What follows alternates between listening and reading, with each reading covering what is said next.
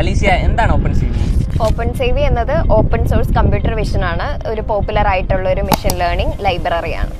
എവിടേക്കാണ് OpenCV functional ആയിട്ടുള്ളത്? ഒരുപാട് ഫംഗ്ഷൻസ് ഉണ്ട്. ഇപ്പോൾ ചുരുക്കി പറയുകയാണെങ്കിൽ ഫേസ് ഡിറ്റക്ഷൻ, അതുപോലെ തന്നെ ഈ object recognition, feature extraction and detection, പിന്നെ image processing, image and video processing എല്ലാം OpenCVന്റെ ഫംഗ്ഷൻസ് ആണ്. എന്താണ് ഒബ്ജക്റ്റ് ഡിറ്റക്ഷൻ എന്ന് പറഞ്ഞാൽ ഉദ്ദേശിക്കുന്നത്?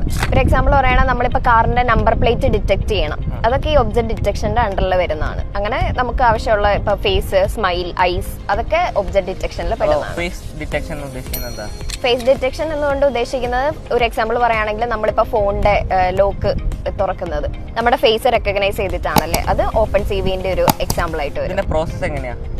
അതായത് OpenCVയിൽ ഇൻബിൽട്ട് ആയിട്ട് കാസ്കേഡ് ക്ലാസിഫയർ എന്ന് പറയുന്ന ഒരു അൽഗോരിതം ഉണ്ട്. ജസ്റ്റ് അത് നമ്മൾ OpenCVയിലേക്ക് ലോഡ് ചെയ്യുക, OpenCVയിൽ ഉണ്ടാവും.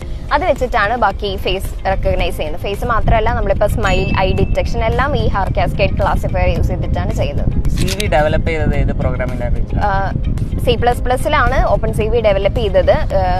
അതുമല്ല, നമുക്ക് നമ്മുടെ പ്രോഗ്രാമിംഗ് ലാംഗ്വേജസ് ആയ പൈത്തണിലൊക്കെ ഇത് അവൈലബിൾ ആണ്.